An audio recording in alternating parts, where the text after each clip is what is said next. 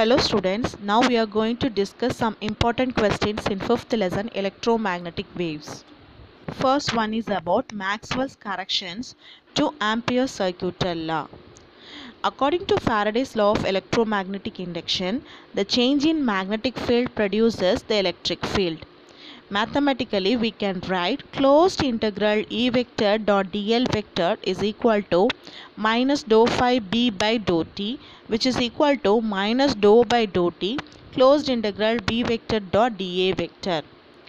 It implies that the electric field E vector is induced along the closed loop by the changing magnetic flux phi b in the region encircled by the loop. The converse of this statement, that is, change in electric flux produces magnetic field, is explained by Maxwell, which can be written as closed integral b vector dot dl vector is equal to minus dou phi e by dou t, which is equal to minus dou by dou t closed integral E vector dot dA vector. This is known as Maxwell's law of induction. To understand how the changing electric field produces magnetic field, let us consider the situation of charging a parallel plate capacitor. The electric current passing through the wire is the conduction current IC. This current generates magnetic field around the wire connected across the capacitor. To calculate the magnetic field at a point P near the wire, let us consider an Amperian loop which encloses the surface S1, which is shown in figure. Thus, from Ampere's circuital law, we can write closed integral S1 b vector dot dl vector is equal to mu naught IC. This is equation number 1. Suppose the same loop is enclosed by balloon-shaped surface S2, then the boundaries of 2 are same but the shape of the enclosing surfaces are different. Ampere's law does not depend on the shape of the enclosing surface and hence the integral will give the same answer. But there is no current in between the plate of the capacitor. The magnetic field on the surface is 0. So the magnetic field at point P is 0. Hence we can write closed integral S2 b vector dot dl vector is equal to 0. This is equation number 2. Here there is an inconsistency between equation number 1 and equation number 2. Maxwell resolved this inconsistency as follows. Due to the external source, the capacitor gets charged up because of the current flowing through the capacitor. This produces an increasing electric field between the capacitor plates. This time-varying electric field or flux existing between the plate of the capacitor also produces current known as displacement current. From Gauss' law, we can write the electric flux equation as phi E is equal to closed integral b vector dot dl vector, which is equal to E into A is equal to Q by epsilon naught. The change in electric flux can be written as d phi b by dt is equal to 1 by epsilon naught dq by dt is equal to 1 by epsilon naught id, where id is equal to epsilon naught into d phi b by dt. Here id represents displacement current. The displacement current can be defined as the current which comes into play in the region in which the electric field and the electric flux are changing with respect to time.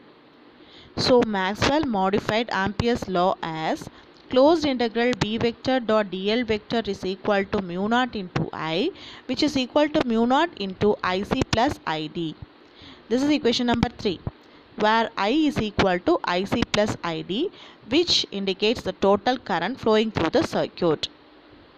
Next one is about properties of electromagnetic waves.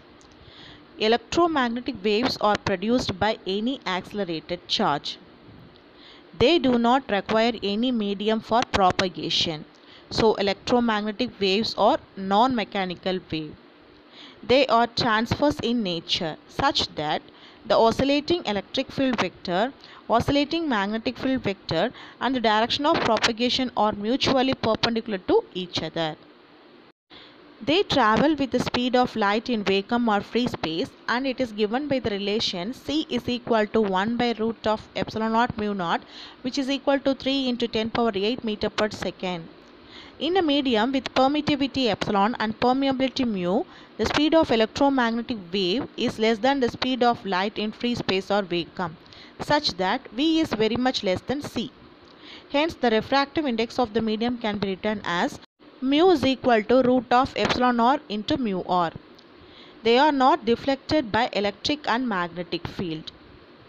They show interference, diffraction and polarization. The energy density such that the energy per unit volume associated with an electromagnetic wave propagating in free space can be written as U is equal to epsilon naught into E squared, which is equal to 1 by mu naught into B square. The average energy density for electromagnetic wave can be written as U is equal to half epsilon naught E squared is equal to 1 by 2 mu naught B squared. The energy crossing per unit area per unit time and perpendicular to the direction of propagation of electromagnetic wave is called the intensity of electromagnetic wave. They carry energy and momentum. The force exerted by an electromagnetic surface is called the radiation pressure. If the electromagnetic wave incident on the material surface is completely absorbed, then the energy delivered is capital U and the momentum imparted on the surface can be written as P is equal to U by C. If the incident electromagnetic wave of energy capital U is totally reflected from the surface, then the momentum delivered to the surface can be written as del P is equal to U by C minus U by C, which is equal to 2U by C. The rate of flow of energy crossing a unit area is known as the Poynting vector of electromagnetic waves, which can be represented by the equation S vector is equal to 1 by mu naught into E vector cross B vector, which is equal to C squared epsilon naught into E vector cross B vector. Next one is about types of spectra. Spectra are of two types. They are emission spectra and absorption spectra.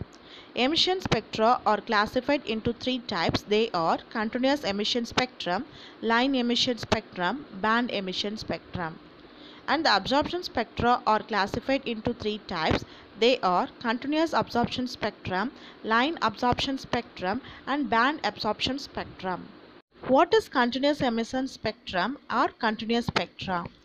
If the light from the incandescent lamp such that the filament bulb is allowed to pass through prism, which is nothing but the simplest spectroscope, it splits into 7 colors. Thus, it consists of wavelengths containing all the visible colors ranging from violet to red. Examples are spectrum obtained from the carbon arc, incandescent solids, liquids gives continuous spectra. Next one is about line emission spectrum or line spectra. Suppose the light from hot gas is allowed to pass through prism, line spectrum is observed. Line spectra are known as a discontinuous spectra. The line spectra are sharp lines of definite wavelengths or frequencies. Such spectra arises due to excited atoms of elements. These lines are the characteristics of the element, which means it is different for different elements. Examples: spectra of atomic hydrogen and helium are known as line emission spectrum. This figure shows the pictorial representation of the different types of spectrum. Next one is about band emission spectrum or band spectra. Band spectrum consists of several number of very closely spaced spectral lines which are overlapped together, forming specific bands which are separated by dark spaces known as band spectra. Look at the picture. This spectrum has a sharp edge at one end and fade out at the other end. Such spectra arises when the molecules are excited. Band spectrum is the characteristics of the molecule, hence the structure of the molecules can be studied using their band spectra. Examples: spectra of hydrogen gas, ammonia gas in the discharge tube is said to be the band emission spectrum. Here is the picture which represents the production of different types of spectrum like continuous spectrum, emission spectrum and absorption spectrum. Next, let us see the detailed explanation of emission spectra. The light from the self-luminous source gives emission spectrum. Each source has its own characteristics emission spectrum. The emission spectrum can be divided into three types. They are continuous, line and band. First, continuous emission spectra. Incandescent solids, liquids gives continuous spectra. It consists of wavelengths containing all the visible colors ranging from violet to red. Example, spectrum obtained from the carbon arc and incandescent fluorescent lamp, etc. Next one is about line emission spectra. Light from the excited atoms gives the line spectrum. They are also known as discontinuous spectra. The line spectra are sharp lines of definite wavelengths or frequencies. It is different for different elements. Example, spectra of atomic hydrogen, helium, etc. Next one is about band emission spectra. The light from the excited molecule gives band spectrum. It consists of several number of very closely spaced spectral lines which are overlapped together, forming specific colored bands. This spectrum has sharp edge at one end and fades out at the other end. Band spectrum is the characteristics of the molecules. Example, spectra of hydrogen gas, ammonia gas in the discharge tube, etc. gives band emission spectrum. Next one is about the detailed explanation of absorption spectra. When the light is allowed to pass through an absorbing substance, then the spectrum obtained is known as absorption spectrum.